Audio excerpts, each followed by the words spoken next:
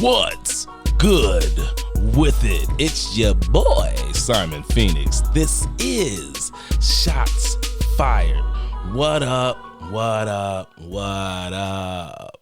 So as I always tell y'all, I be jumping off into my magic bag trying to figure out who I'm going to talk to, right?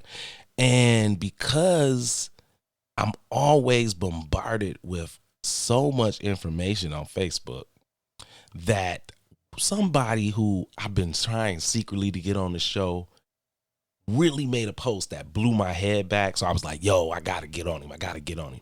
So today, what I did was I got a hold of my very, very good friend, go back many, many years, my main man, Javonte Tubbs, the CEO and founder of M.E.D.I.C.N.E Community Engagement Consultant, LLC.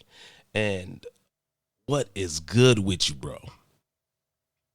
Oh, everything is good, man. Everything is good, Simon. You know what I'm saying? I was glad to hear you was doing what you was doing, man. It took me a minute to connect with you, but everything is good, brother. Well, I appreciate it, bro. You know, it's for me, it's like I was telling you earlier, that this show is really based around the fact that I'm always telling people this is to give back to y'all. You know, whether it's the community activist, whether it's the rapper, whether it's the singer, whether it's the comedian, the writer, the small business owner, I want to be able to give people that chance to have their conversations about their product, about their music, about what they're doing. You know, I had Mo Money on the show, and we were discussing being a filmmaker and what that takes and the grind of that. And being able to walk through that lane is totally different than being a hip hop artist, you know? And I had Shadow on talking about the legacy of hip hop and his grind and where he stands now. So, you know, I look at it like that I want to give back. So dudes like you, it's super important for me to talk to y'all because y'all are super giving back. You're doing more than the rest of us. So it's important that someone steps in and says, look at this man, give him his flowers now because he's doing a great deed. Well, that's good to hear. I'm glad you put it that way. But, man, I don't even like to consider myself giving back more or doing more than the next, man. Everybody got their capacity and what they're able to do and how they're able to do it, man. I was just lucky enough or blessed enough to be in the position that I'm in to be able to do the kind of work I'm able to do. So I don't say I never would say that I'm doing more than the next man or the next man ain't doing enough. I would just say I'm making the best of what I got, man. Well, you know, what it is for me. We appreciate that you're humble, you know. That the outside people do, man. There's nothing worse than someone tooting their own horn. That's what people like me are for. Right. You know, let's keep it 100. That's what I'm for, man. You know, you were supposed to be like, yo, man, you know, I had a passion for this. I wanted to help the children. I wanted to do something for my community. That's what you're supposed to say. For me, I'm supposed to be like, look, man, it ain't a lot of people getting out here and saying, yo, let me do something for some children. Let me do something for the demographic of young black males. Let's be specific. Right. Let me do something for young black males. Keep them off the street. Give them something to do. Give them information because game is so important, right? We talk about that all the time in the realm of hip hop in Black America. Game is extremely important. And I always tell people all game is information. So when you get the right information, it makes you make better decisions, right? So without dudes like you stepping in, then those people don't have that opportunity, which is super important. So let me ask you this. Right. What made you get off into that? Because I've known you, you know, pretty much my whole life. And I know that that you're a dope MC. I know that you are a very intelligent individual, a smart businessman. Me and you have had discussions about businesses and different grinds that you've been involved in. So what made you say, you know what, not only am I going to do something for the youth, but I'm going to start a whole community engagement? Because that's deep. Right. Well, man, it kind of started with just having a love for where I was born and I grew up at Grand Rapids, Michigan. You know, so you know, of course, you know, I was born on Watkins. All my guys on Watkins and, you know, WSP, Watkins Street, all the, you know, we was rapping and doing our little young thing. and all that was cool, man. You know, I was just, we was pretty much just trying to solidify ourselves, you know, not really knowing which direction you're going to go or what's going to really pay the bills or, you know, how you're going to get your bread and meat. But, you know, in them early teen years and them, I mean, the late teen years, early 20s, and you still trying to kind of find your way, you know. So I went to Alabama and I went to school, got my 4 years in, graduated, but came home to the same thing. My boys not, you know, a lot of boys ain't working, a lot of unemployment, it's a lot of homelessness. And, you know, once you get to a certain age, your mommy and daddy, they ain't trying to spend nothing. They ain't trying to take care of you no more. You halfway grown, it's time for you to start getting out here, standing on your own too, and starting to see how, you know, brothers just really didn't prepare themselves, man. You know, I was blessed to have a mother and a father at the crib who really stressed education, man. You know what I'm saying? So I had kind of foresight into what a good education would do for you. You know, where a lot of brothers, man, they live in day to day. They didn't have nobody to give them that foresight. So they live in day to day. And as you know, ain't nobody around here Benjamin Button. We ain't getting no younger. We getting older. And with that, and with getting older comes responsibility, man. And, you know, high school is your foundation. So if you didn't do well in high school, you didn't really solidify that foundation to go to the next level, and you kind of stuck in a situation where, okay, do I jump off the porch, get into the game, start hustling, or do I go get this 9 to 5, or you know, how am I going to provide for myself? You know, brothers got child support breathing down their neck. Some of my boys had kids at 13, man, so it was financial responsibility at an early age where brothers, you know, was getting show cause letters at 14 and 15, you know, about child support. So, man, I'm saying all this to say the community that I grew up in the 80s began to change, you know, in the late 80s. The crack hit, the 90s, the brothers getting older. We started to graduate from school and really being able to see that brothers ain't solidified, man. Brothers is still out here. I mean, that even the wealth got all of these kind of things that you learn about, that you see, you know what I'm saying? But you don't get an opportunity to really conceptualize it because you're too busy living it. But then when you step back, you know, like I got to working for these nonprofits where I could step back, look at numbers, look at spreadsheets, you know, look at surveys and look at informational, you know, the community foundation, these foundations who do a lot of work in the community. They taking numbers, they getting data, collecting it. So once you get access to all of this stuff and you can sit back and look at it from an eagle's view, you know what I'm saying? You starting to see your community as a collective and how people falling through the gaps in certain places, like, you know, educational attainment and equity in education, employment equity, you know, getting jobs, AMI, you know, area median income, and how that's different for black people and white people, the wealth gap, the education gap. All these kind of things you start learning about, and then you sit back like, damn, you know, this community, man, that I lived in and I thought was so great, man, my people suffering like a big dog. You know what I'm saying? I mean, suffering. We live in Grand Rapids, man. Grand Rapids is one of the top cities with the most millionaires per capita. So why is the black people in Grand Rapids suffering so much? You know what I'm saying? Well, you got to think about, I mean, Franklin turns into San Luis when you cross Plymouth. Oh, yeah. Alexander turns into Argentina. I mean, it's a whole, they put the money right in front of your face in Grand Rapids. I always say it's a different level of poverty here because they hang the money right in front of your face. You're able to see it, but you just can't get it. Well, look. You know what I'm saying? So this is what made me want to get into, that's what made me want to get into community organizing, strategic planning, building community, giving us access to that wealth. Grand Rapids is resource rich, information poor, bro. So what you was talking about earlier, as far as that game, we don't get the game. So we got to get brothers like you, brothers like me, into the field where we can give the game. So that's what I do now. I'm a game giver. You know what I'm saying? That's pretty much what it is, man. Oh, for sure. I've been in nonprofit for a while, so I got to get a game. Like they say, like that's the running. Like the running, I guess, everybody knows in Grand Rapids, in the nonprofit sector, that Grand Rapids is very resource rich, but information poor. Nobody knows how to access the information to get to the resources. So that's where brothers like me and you come in. And this is why I do the work, you know? Well, that's a good way to say it. I really don't know why where information poor. I would say this, right? That something the old man once told me, and I thought it was funny when he said it to me, but now it makes more sense, is that I think the reason why information is so hard to pass on, especially for us, is because a lot of the information is wrapped in books.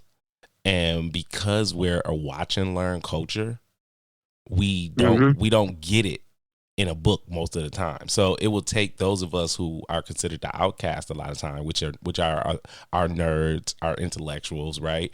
It's hard in Black America to be an intellectual and be around people and be perceived as smart, because we take smart as annoying or corny a lot of times. And because a lot of that information is wrapped in books, then we ain't gonna read it. You know what I'm saying? So I've learned over maybe the last 5 years that the information for us is being spread at a astronomical rate, but it's being spread through YouTube.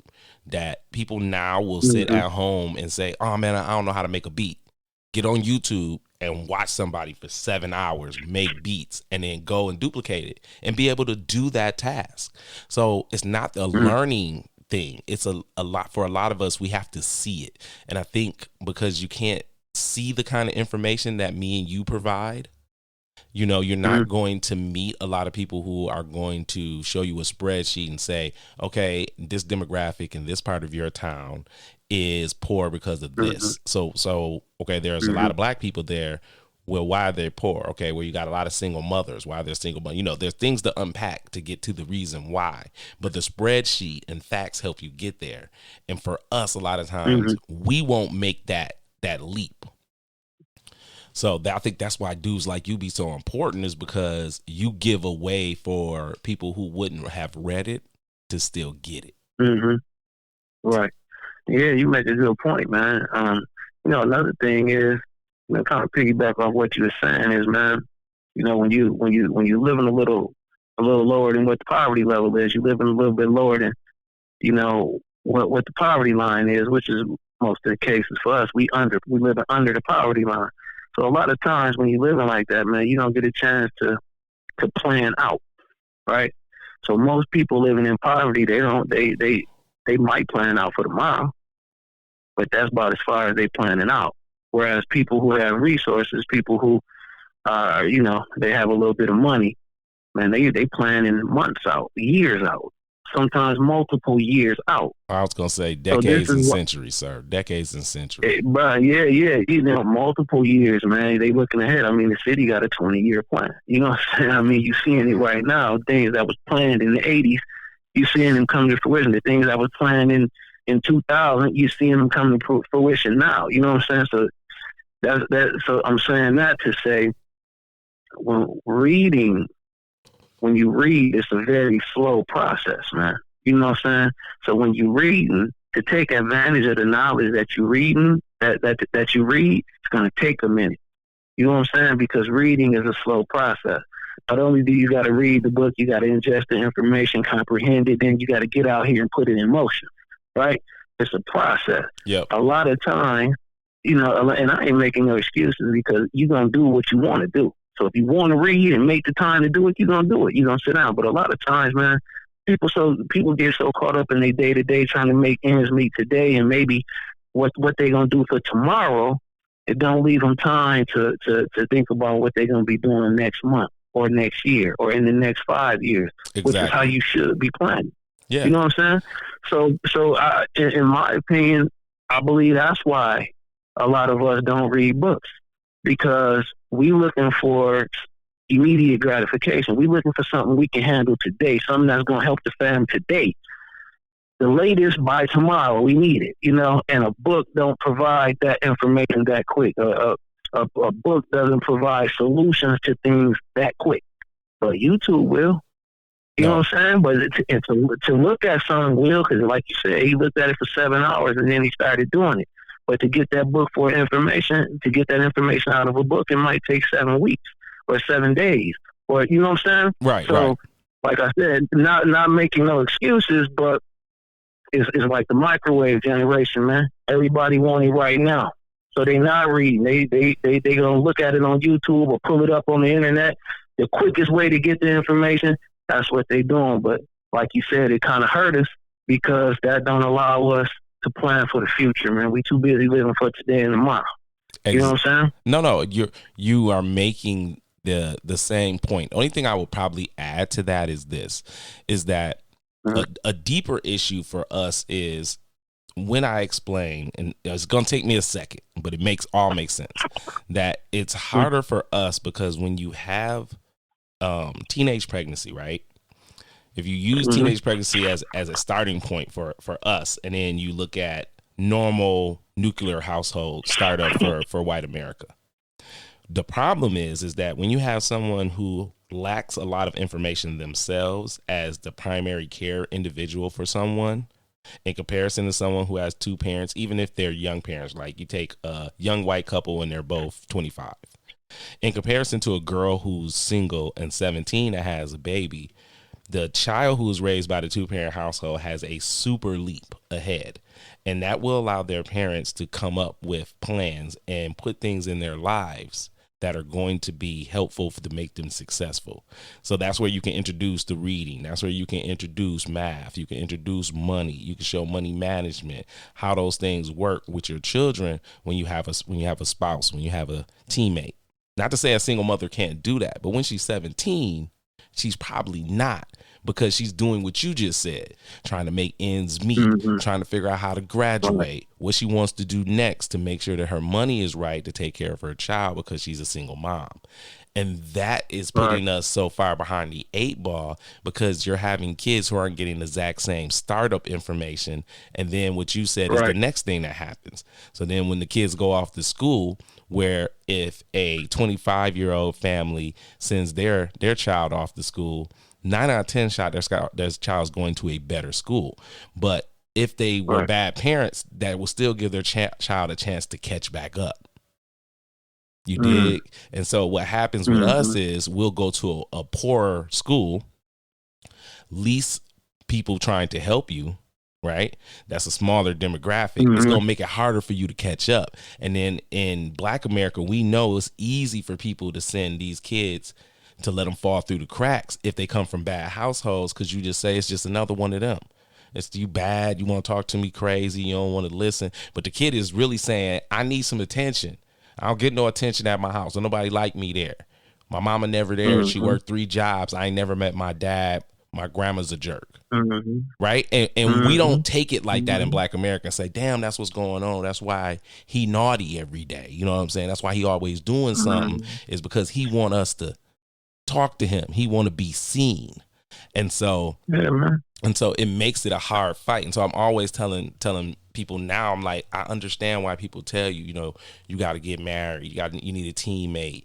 You got to invest in your children, and everything, where every door that you thought got closed on you for a dumb reason, you got to give your kids that game so they can get through that door. Right. It was man, that's big too. Cause, it was, I think somebody put it on the post too. I think it was a brother named Cole who put it on the post. It's an African proverb, man, that says, you can pull it out. It says, the child who is not embraced by the village will burn it down to feel its warmth. Right? So you get what that means? So, yes, and it's pretty much what you were saying. I'm going to say it one more time. The child who is not embraced by the village will burn it down to feel its warmth. You know what I'm saying? So every child needs attention, man. Yes. Every child needs someone to pour into them and invest in them. If not, they're going to tear it up to get that same attention. So, and it's even a black guy. His name is Dr. Ron Ferguson, I believe. He's a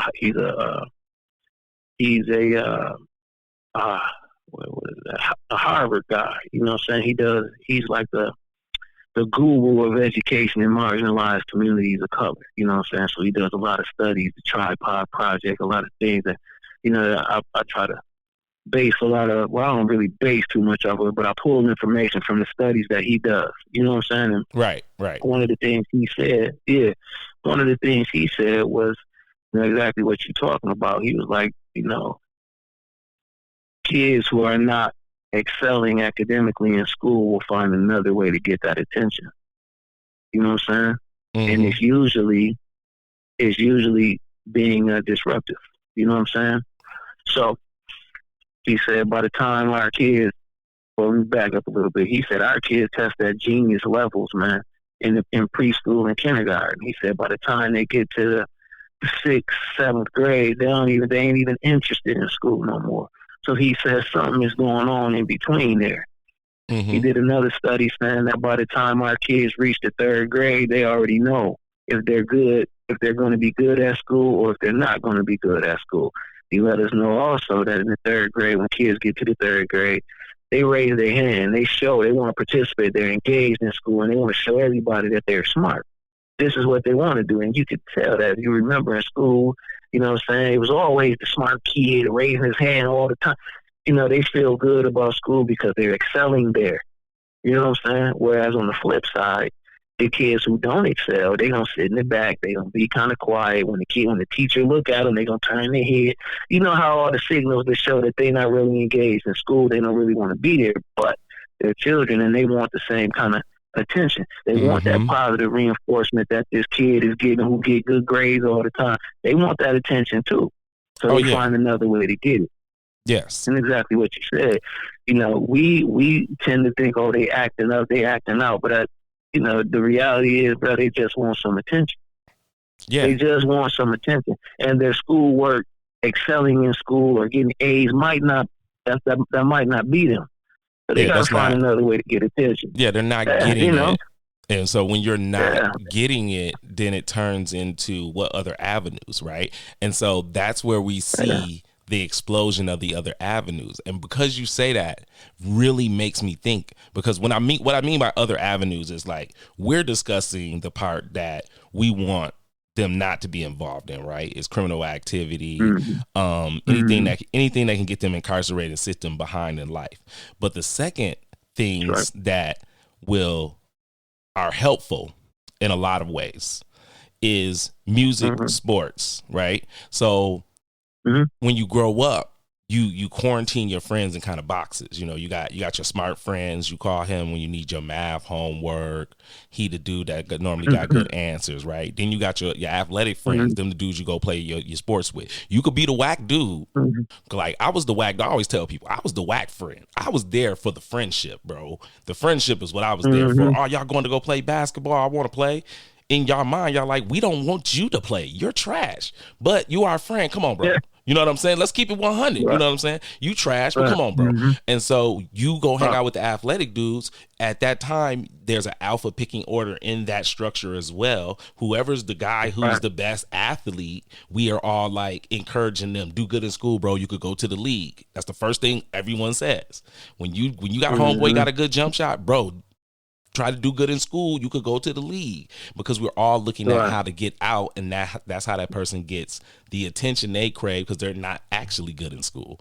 And then for those people that are non-athletic, non-intelligent, and they're still not getting into violence, music calls them, you know, or the arts call them.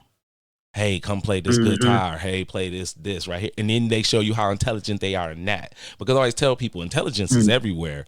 It's just quarantined in little boxes. You know, you can find the smartest person in the world and give you all the ways to make fuel. And then you'll be like, damn, bro, wow, you spent your whole life learning that. You're like, yeah, and you can make fuel out of this and this and this. You're like, oh my goodness. And then you're asking where the women at. Hey, bro, you single, I'm single. Let's go have drinks. I don't know. You ain't kicked it with no. I don't know what to say to him. And you're like, what? How you that smart and you know nothing about women? But it's a common thread. You know what I'm saying? That you're only given one real super gift, and then the rest of the things you have to work hard at to get them to be better. All right. Yeah. I can rock with that. So I definitely. Well, you know, it's a lot of book smart people, and then there's certain people who you know, might not do so well when it comes to common sense things. You know, I got people in my family, You know, shit, my sister, man, she's super book smart, man, but common sense, she suffered with that. You know what I'm saying? So, Well, that's a and lot I of think us. that's kind of what you, That yeah, is, you know, exactly. but, you know, you try to find that balance, man. You know, I try to find that balance. You know, I think you're working at it. I'm straight. But look, You you know, I ain't work where it I at it. want to be, but I'm good at where I'm at on both of those. You know what I'm saying? Yeah, well, you but know, I can always improve. Yeah, you know, some of you us can always improve. I was gonna say some of us are even toned. You know, we right in the middle, but Mm-hmm. but we Right, miss right. other stuff that we're unaware of that we're missing. You know, so Yeah, that's why I say that's right. why I always say, you know, that you're probably talented at something. Everyone's talented at something. You're there. Yeah. Your issue is the other things and whatever you didn't pay attention to, and that brings me to what parents are for and what a good foundation is for and what a good community is for. All of those things add an element to you. You know, being a person is Mm-hmm. like having a basketball conversation with someone. You can be a awesome rebounder, but that's all you doing. You know what I'm saying? Now, it could be a team that needs that. Dennis Rodman is a great player, right? Known for rebounding, but you add his excellent defense. Now that's two pieces of the puzzle. You say, okay, he has excellent defense and he's an excellent rebounder. That makes him a great player because he's giving you two things excellently, right? And so as humans, we're like that in a lot of ways in regular life. Like some of us are good at math, but then we fail at cooking, you know, and that's kind of what I mean by we all got a great talent. And so, you know, I always think it's interesting that guys like you want to come in and say, this is the situation. This is where our children are failing. And we're not finding their talents. We're not finding what makes them special, what makes them fantastic. And some of this is environmental, and some of this has to do with people not nurturing the right things. You know? I created a program, man. It was called the PASS program. That was parental academic success strategies, right? And in that program, I talked about socialization and conditioning, right? So I was saying what we socialize our children into: sports, music, fashion, church, religion. You know what I'm saying? I don't know, all kind of stuff, man. How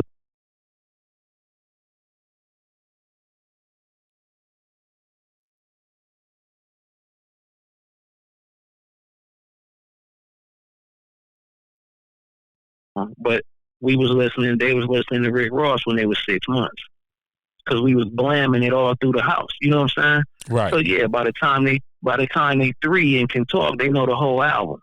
You know, but this is what we socializing our kids into. How many times are we blasting a book? You know, the what they call it, the books you can listen to. You know, audiobooks. Yeah, the audio books. How are we blasting that in the crib? You know, are we blasting educational programs? Are we blasting Hidden Colors in the crib? You know what I'm saying? So this is what I was trying to share, you know what I'm saying, with my community, at least doing that exercise, doing that engagement, is we got to start socializing our kids into education, man. You know what I'm saying? We got to, whether they good at it or not, if you do it early, you will see a difference because kids understand so much more at a young age. Like I said, man, they sponges, man. All they do, that subconscious mind is going so fast, picking up so many things. All you got to do is give a kid the information. They're going to soak it up. But it's all about what kind of information you're giving them. You know what I'm saying? No, everything you said was correct. That's what it's, so correct. Brother, that's what it's about, man. That's what it's really about. So even with, you know, even I always say to help the kids, you got to help the parent. You know what I'm saying? Because helping the parent helps the child by default. So this is why I do a lot of these programs, man, trying to reach these parents, because when you help the parent, you help the child by default. There's no way you can help the parent without helping the child. You know? But you can help the child without helping the parent. You know what I'm saying? But that's not the most effective way. The most effective way to help that home is to help the parent. So then by default, they can help the child. You know what I'm saying? It's like teaching people to fish instead of bringing them a perch dinner. You know what I'm saying? Yes, because if you teach me how to fish, then I can continue to feed myself for a lifetime. If you give me a fish, then I'm only fed for today. I'm with you. Exactly. So Like I said, this is what we call in sustainability, brother. So that's what it's about. Sustainability. You got to make sustainable outcomes. And a lot of times we just coming with the Band-Aid when a boy then got cut with a machete. You know what I'm saying? Nah, bro. Like, listening to you is refreshing because we share a lot of the same ideology and why things are bad and how they can be fixed. Because, like, prime example, because I have a young toddler and my mom was like, yo, he got to get an iPad, get him a tablet, something, and put a whole bunch of math and learning stuff on there, right? And because y'all gonna already let him watch little kid, little baby cartoons. I said, okay. So we get it. So now he too, he can already count to 20. He can do math. He understand recycling. He too, you know what I'm saying? And so when he talks, the more people talk to him, the more you watch the mimic game go on. So his thing is cars. All he talk about is cars. So every time he see a car, he point out the car. That car. Yep, that's a car. That's a truck. That truck. That is truck. That truck. That is truck. Truck. Yep, that's a truck. Right. So we be chopping it up, but I be watching the rate of his learning. And then when I go around kids that's not like him because he's quarantined in a box that I try to make for him. Yo, this is what he's acceptable to do. He's acceptable to watch his level of cartoons. He's acceptable to watch y'all play most video games, not everything and not all day with you doing that. He's acceptable to watch classic cartoons. His music is little kid music. I have a whole playlist of a black guy who makes nothing but poppy R&B sounding kid songs. He takes all the kid songs, the row, row your boat, and instead of row, row, row, his row, he's like, row, row your boat. And you as a grown-up be singing this stuff because it's bouncy like that, right? And so, okay, I got you. Yeah. And so as an adult, I'm watching this, and then it takes me to what you're talking about where I'm like, this is the foundation that people be talking about. This is what they mean by if you are on your A job as a parent, then you will be able to, the outcome of the people you make and to replace you will be better, which is the idea of having children to begin with. Your job as a parent is to say, I want to make a better me. My legacy will be better me's. And that's your whole goal. And so a lot of us don't see it like that because we're not being put on to see it like that. We're not told, like, look, when you had this baby, you got to try to make them the greatest person in the universe. That's your real job. Not just to feed them, not just to clothe them, not just to say they got cute hair, not to say that they got new kicks. That's not the purpose. Especially from a group, when we get back to being black and talking about Black America, especially talking about a group of people who are behind the 8 ball of everybody else in a social financial level.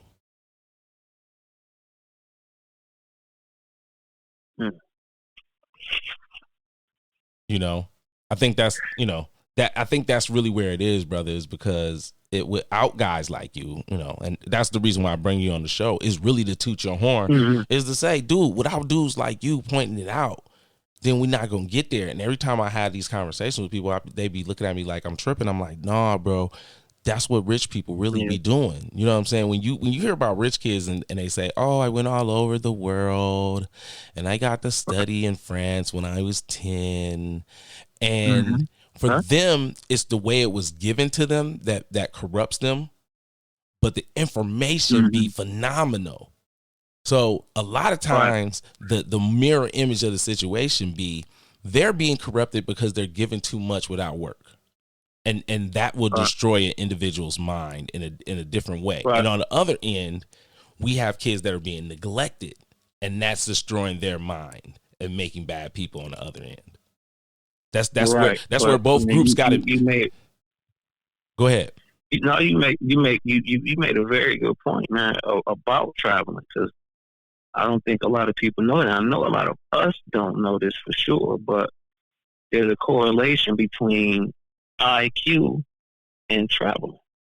So kids who travel more than others have a higher IQ. than the kids who don't travel. Now, once again, we talked about poverty, right? And we talked about people who are a little bit more fluent in what they do and with the access to information and stuff and so forth, right?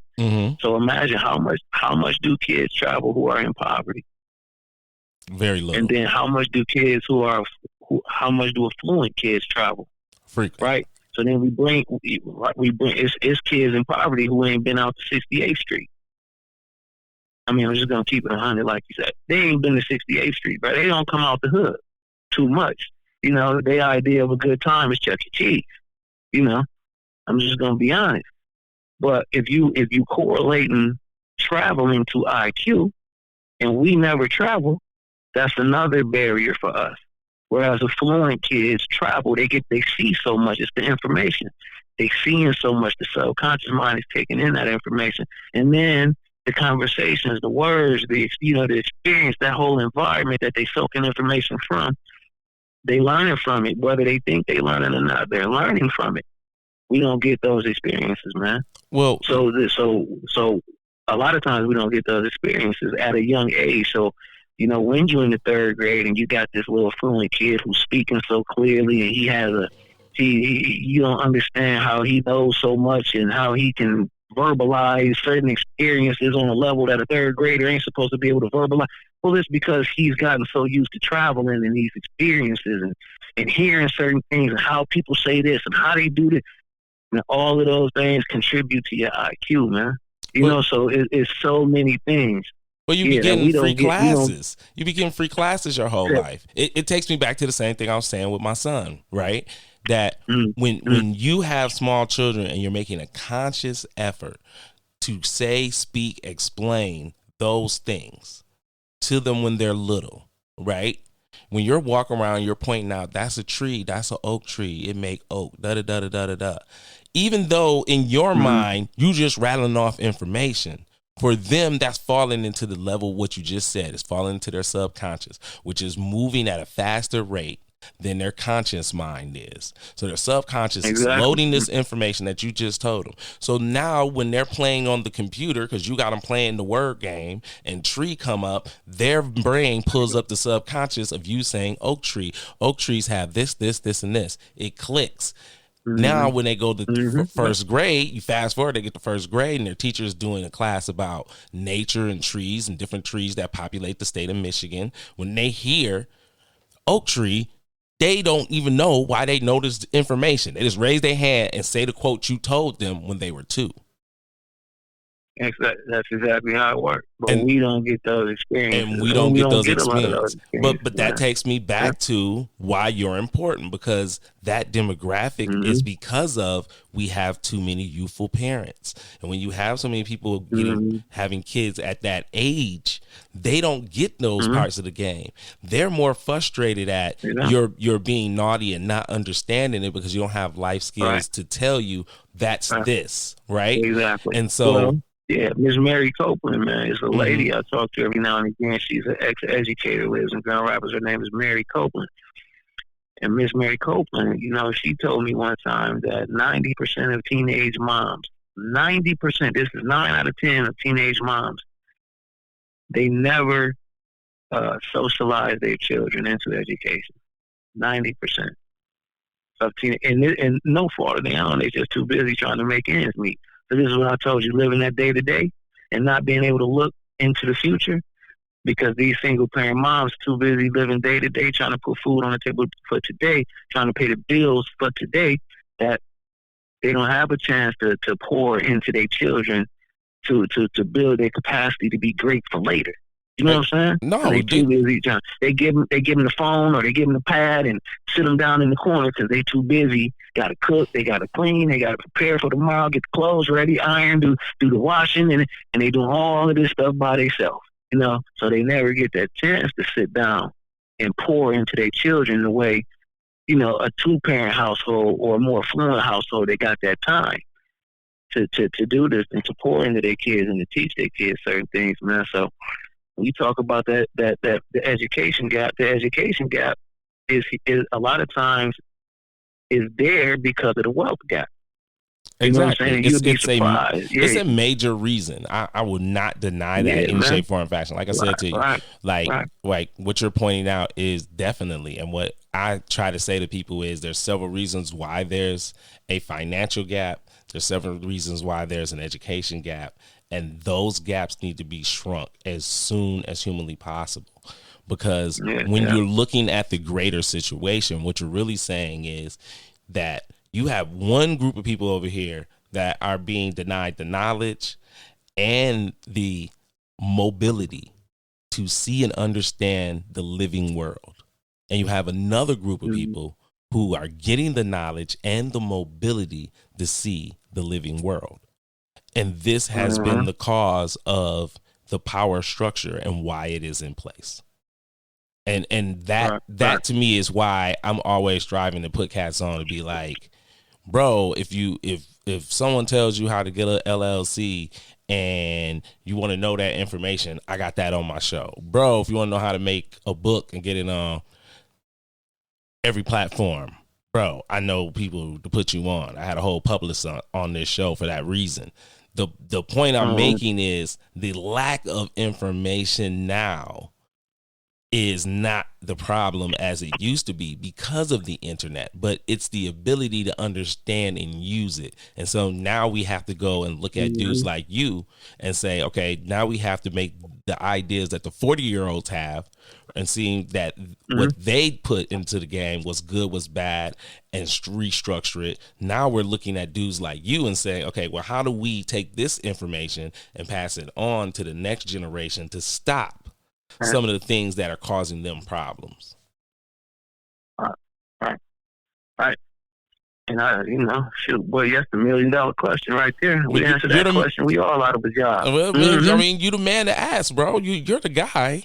If there's anybody to ask, you're the person to ask. When someone says, my life goal is working with the youth and getting them together, I look at you. I can tell, as a grown man now, I can really tell the average 25-year-old how to make it work. If you follow what I'm saying, bro, it'll work for you. If you go get you a degree or a trade, you don't play the let me chase all the women game, and you focus on the bag and you focus on what you want in life. As soon as you look down and they say your credit is good enough to purchase a home, go purchase your home. Not for the fact of it being a phenomenal thing, because there's a lot of work in home ownership, but it will allow you to accumulate more wealth and to make more power moves off of the fact that you have a house. You know what I'm saying? These are things that we're not being taught in Black America. So if you're taught that, now that I know it, and I tell that to a 25-year-old, and he goes and executes that, he can be financially solvent at 35, and look up and say, I don't have no problems. My god little brother makes like $18 an hour working within the system and having a regular job just to know we don't got no bills. So and he's just stacking up bread. And I'll be telling people, if you would have spent that time from when you graduated high school to 25 stacking up money in your mama's basement, you had your fun, but you really was stacking up money where you could walk out of that household at 25 and say, I purchased my first house. I own a brand new vehicle. I've been working at my job for 7 years.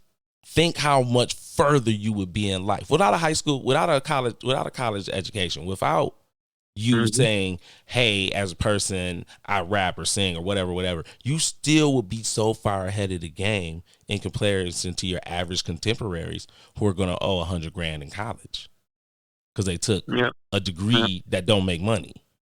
You know what I mean? Because, me and you both know there's a lot of people out here with degrees that don't make money. You get to go get a degree to make $60,000 a year. And so I'll be looking at my brother's path and I'm like, we're not even given that type of game. And my parents was like, this is how you make it work if you're not going to go to school. We watch all the other children. We see what people do. This is what we're going to do for you, because these are the things we executed the first time around with your siblings.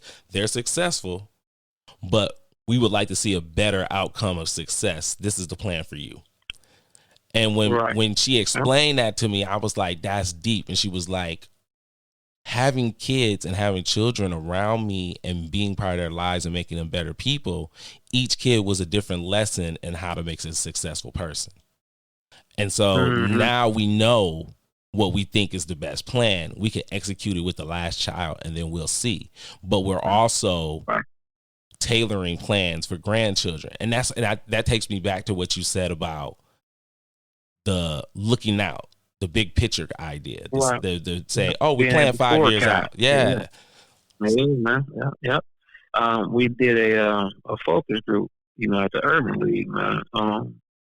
With 80 kids, man. 80 kids between 14 and 18, right? Because a lot of times youth don't get the opportunity to tell adults what they need to be successful. It's like what you said. I'm at an age where I could give a 25-year-old the blueprint to make them successful. Well, a lot of times they got the blueprint. We just don't give them an opportunity to tell us. You know what I'm saying? So, and there's nothing wrong with giving them game. We got to give them game. Like, they looking to us to give them game now. So we do that. But at the same time, man, they got experiences and wealth of knowledge too that will allow them to be able to reflect on what they know and what they can do if we gave them the platform to just express themselves like that. You know what I'm saying? So we did these focus groups, man, and I mean, we went into the juvenile. We went into the juvenile jails, man, and was asking those kids too.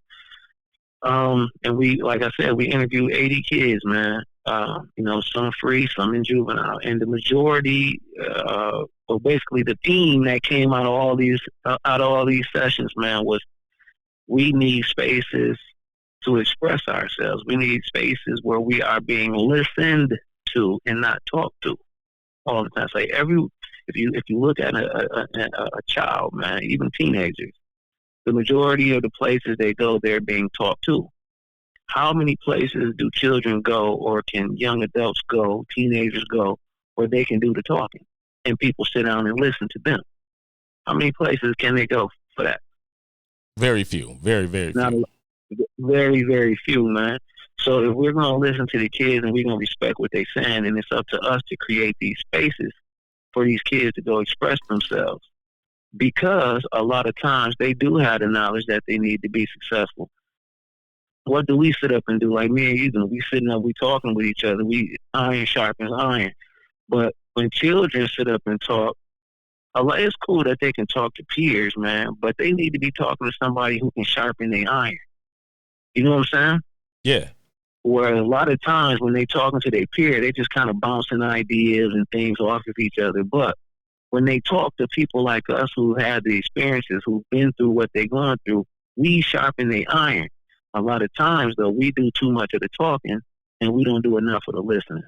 Gotcha. So, you know what I'm saying? So what I want to do, if I'm gonna respect what these kids say and really honor what they were saying, is my job to build a platform or create a space where these kids can come and express themselves to an adult who can really help or walk with them along the way to accomplishing their goals, to fulfilling their dreams. You know what I'm saying? Because they know what they want to do. A lot of times they don't have the outlet to express that and then get the resources behind them to go make that happen. So that's why, once again, brothers like you, brothers like myself, we got to have ears to the street and keep them open, man, because, old people tell you this too, you can't learn nothing with your mouth open, right? Hey. When you talk too much, when you're talking too much, you can't learn nothing. Well, that applies to these kids too. We talk so much to these kids that when they talk, we not hearing them because we too busy doing the talking instead of doing the listening. You know what I'm saying? So hey, I had to learn that. I think we just got to be, we got to be cognizant, man, that these kids got something they want to, that they can give too. They got information that they can give and present too, and we need to listen. Yeah. I mean, You are so on point. It's ridiculous, razor sharp. So let me do this, right? Like I done chopped it up with you for a minute. I still ain't even got a chance to play a commercial because I'm learning while I'm listening, because I totally see where you're coming from, and I want to be able to take it all in. So I ain't even want to stop you to get the commercials in. So let me play just like a quick commercial. And then I'm gonna get you up out of here. Okay. I got like 2 more questions, and then I get you up out of here. But no question. You know what I'm saying? So let's take a hot, quick, fast, in a hurry commercial break, and then we'll be right back. Oh.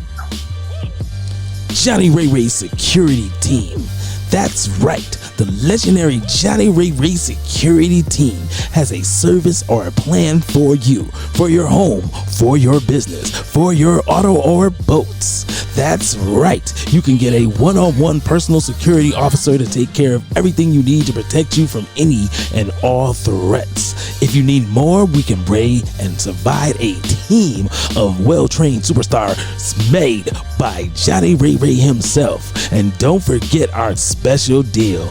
Right now, you can get our baby mama protection plan. This includes protection from your home, protection for your business, and protection for your personal well-being. Johnny Ray Ray Security Team. Better be protected.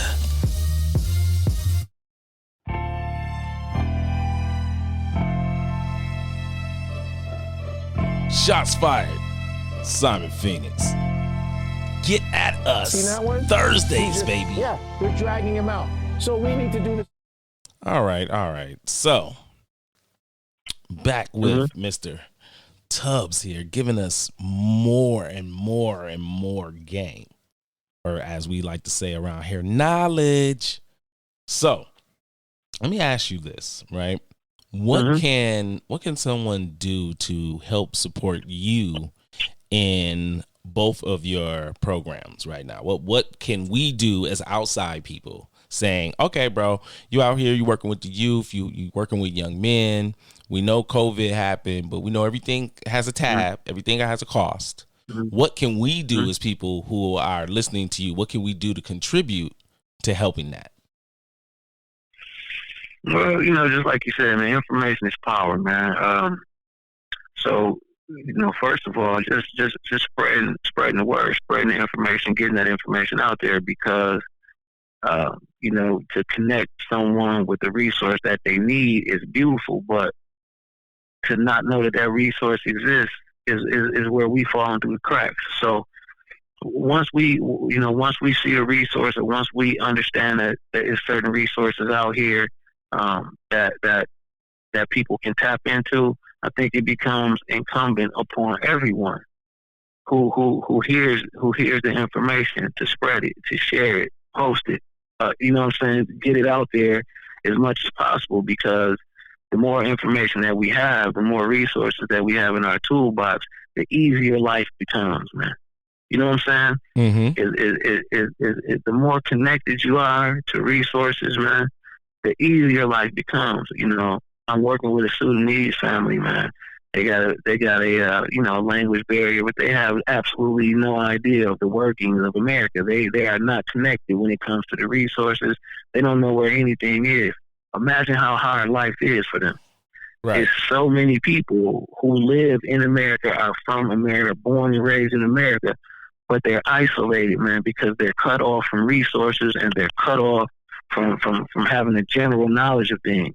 So they live in like this is a third world country, because they're cut off from resources and information. It is our job to spread and share those resources and information, man, just to help other people better their lives, improve their lives. That's the first thing you can do. Secondly, man, start listening to these kids, man. The kids, they like I said earlier, they bounce ideas off of each other, man. My daughter, she's 17. She talks to her friends, and then she'll come back and ask me certain questions based on what she talked to her friends about. This is where I need to be able to have enough discipline to sit down and listen, not always trying to give information, but just listen. I took a class, man. It was called compassionate listening. You know what I'm saying? And it just taught you how to sit down and really be an active listener. You know what I'm saying? You don't have to say anything. You don't even have to make body movements or gestures to show that you don't even have to do that. And it's just about sitting there and really listening to a person. And then when they are done talking, then you might come with an idea or a thought that you might have had, or a lot of times people don't even need a solution. They just need you to listen. As fathers, man, we want to come with a solution all the time. We hardwired like that. We solution based. Okay, you got this problem. Okay, this is what you do. You know what I'm saying? That's not necessary all the time. Sometimes we just need to listen to these kids, and then when they get off of their chest, whatever they got to get off their chest, they feel better. They have more clarity as to what sometimes they just needed somebody to sit down. So share the information, listen to these kids, and then when a kid tells you what they need, go out and try to do that for that kid, man. I don't care if it's your kid, your cousin, your nephew. It don't matter who it is. If you can connect that kid with that service or connect that kid with that resource, that's the step. And then after the connection is made, guess what you do? You walk away. You know what I'm saying? Mm-hmm. You don't have to micromanage that. You connected them. You found out what the resource was. You connected them with the resource based on what they were saying that they need. Now it's time for you to let them and that resource get associated and acquainted. Time for you to go and walk away. Maybe find the next little boy or girl to do that for. Okay. You know what I'm saying? Yeah. That's what we can do, man. So just to recap that, is provide spaces and opportunity to exchange information, right? Listen, so it's provide the platform to exchange the information and give the information. Secondly, man, is to listen to these kids, man, to listen to them. You know what I'm saying? See what they want, see what they're talking about, see where they're headed in life, see what inspires them or see what excites them. And once you've seen that, try to connect them with the resource or the information that they need to move forward, man. There's those three things and pretty much in that order. That's how people can help. And it don't take much, and everything I said was free. Well, we appreciate you giving us that game, that knowledge. No doubt. You know what I'm saying, man? doubt. We appreciate, man. You don't understand, man. Like, it's very, very, very, like, even though this is a heavier conversation, it's very important that people know, that you can do something to assist in things like this, that you don't have to just stand by and be watching. You can be a participant. All right. So before I get you off the show, I always ask everybody a bogus question, right? So my bogus question is this, and it's a nice little messed up scenario for you. In a fight, would you take Optimus Prime or Voltron? And for the nerds out there, I'm gonna sweeten the pot. Optimus Prime is scaled up to be the same size as Voltron, because I know some people gonna be out there like Optimus Prime like half the size of Voltron, ain't a fair fight. Optimus Prime exact same size. Yeah, man, Optimus Prime is a beast, but man, I'm gonna have to go ahead and go with Voltron, man. And the reason I'm gonna go with Voltron is because Voltron I can break up into to 5 different pieces, parts. Okay. You know what I'm saying? And when you can attack one thing from 5 different angles, it's kind of hard to defend that. You know what I'm saying? So yeah, I think I might. Yeah, man. Because of that, I might have to go. And them boys fly. Optimus Prime drive. They just got a few more. They got some greater capabilities than Optimus do. So okay, yeah, I have to go with Voltron, bro. You go with Voltron. I have to go with Voltron on that one. Like, I have a great reason why Optimus Prime is going to would win, and I would say if you were having a 9 out of 10, the argument would be more like 6-4. My reason and breakdown is this: I think that Optimus Prime is by far more intelligent than the combined intelligence of the 5 humans flying the ship. And because Voltron breaks apart, that gives him a bigger weakness to critical blows, and he has a limited power. So if you scaled Optimus Prime up to be his size, that they can only be Voltron for so long. They can't just fly around and be Voltron the whole show. So that all that taken into account, you know, like if it was like a brawl, I really could see Prime winning 6 out of 4 of the fights based on intelligence and strategic knowledge alone, because you know Prime's like millions of years old and has been through the whole Cybertronian war, so he done faced some cats that got laser swords. They got all that bullshit in Transformers too. So I really think that Prime will fare well against. I mean, because they do. You know what I'm saying? I know you might not know, but they do. They got all that trash in Transformers too. They got magic swords and all that. So for me, I just look at it like Prime as how he gets down, his strategic ability, the way he fights. I could see him beating Voltron, especially in dragged out fights. The only reason I would ever give Voltron the edge is because the Blazing Sword was always presented as an end-all be-all weapon. Like, I've only seen that weapon not work like twice in that cartoon series ever.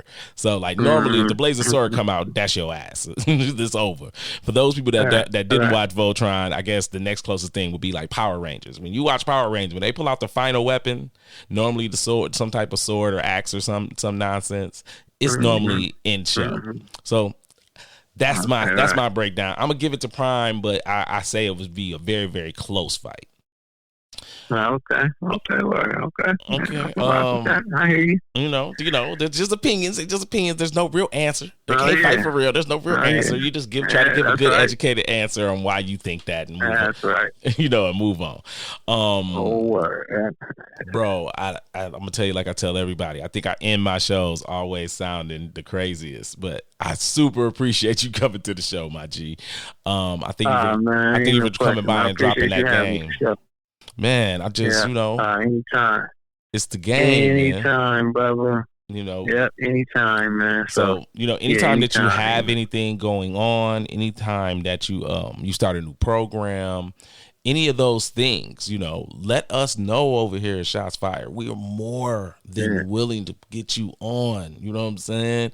There's always a seat at my table for you. That's how we gonna say it. There's always a seat at my table for you. I will make sure I get with you, bro. You know what I'm saying? I appreciate it too, man. So appreciate it. And much love to Shots Fired and Simon Phoenix. Keep doing what you're doing, brother.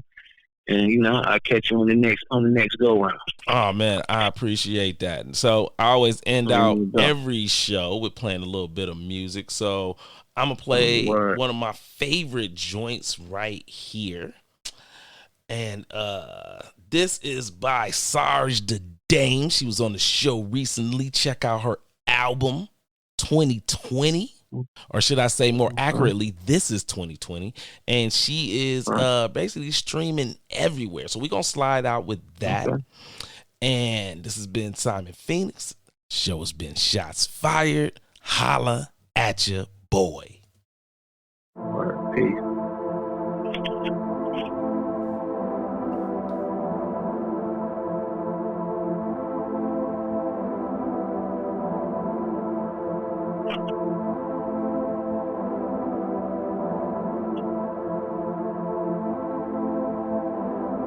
All I need from you, mind, body, and soul. I need the whole half of what I've been missing. You compliment me like the tie around the collar of shirts, button all the way up, tailor-made to fit the body head to the skirt.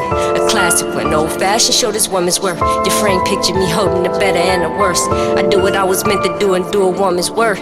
Paying dues to show the truth, to check your cash and worth. From day one, I've been at day one. The seconds, the minutes, the hours, and all 12 of the months. The past, present, and future to everything that you want and need. Meet me halfway, no play this love indeed. From start to finish, about our business, you ain't stressing me, protecting me. They don't want no problems when you next to me. Besides, we try to keep that profile low. Don't get this position confused, we down bottom for sure. All day on the trip, we on a whole new level. Maintaining what we flip so we can split the shit in levels. Investing is where the money at, we think alike.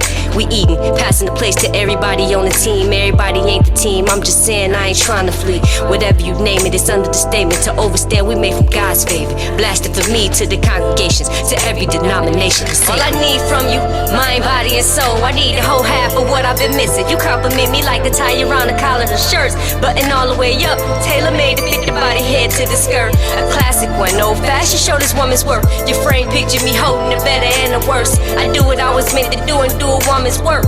Paying dues to show this truth, to check your cash and worth. No better love than the love that I love you back. The kisses and hugs and rubbing, ain't no holding back. You probably been missing me and I don't show it back. Just know I mean what I mean when I give get back. This shit ain't easy when you need me and I can't call you back. Testing me to touch you, you be teasing, I do it back. Let you know you on my mind through a voicemail. Playing our song in the background, Cal's on a mission. Passengers, we the only travelers. Destination Canada, switch it up on these amateurs. Wondering why they mad at us. Real ones, they just congratulate us. Now back to our conversation. Did I say you look amazing in that combination? What you doing, I'ma thank you for it. Told me to shoot and my aim is on. Now you got my favorite on. Birthday suit with a real nice fragrance on. All I need from you, mind, body, and soul. I need the whole half of what I've been missing. You compliment me like the tie around the collar of shirts. Button all the way up, tailor-made to fit the body, head to the skirt. A classic one, old-fashioned, show this woman's worth. Your frame picture me holding the better and the worst. I do what I was meant to do and do a woman's work. Paying dues to show this truth to check your cash and worth. Pause, I wanna stare at you from right there. Thinking I can't wait to get to you from over here. Understand why they staring, you was in the air. That fresh breath, that refresh, that start there. Half Asian off the peace pipe, North Korea. Dictate every move, watches in the mirror. I'm feeling like we got the timing right, it's our year. From rookies to legends, we coming up, profiteers. All I need from you, mind, body, and soul. I need the whole half of what I've been missing. You compliment me like the tie around the collar of shirts. Button all the way up, tailor-made to fit the body, head to the skirt. A classic one, old-fashioned, show this woman's worth. Your frame picture me holding the better and the worst. I do what I was meant to do and do a woman's work. Paying dues to show this truth to check your cash and worth. Shots fired. Simon Phoenix, Sarge the Dame. All I need. I holla.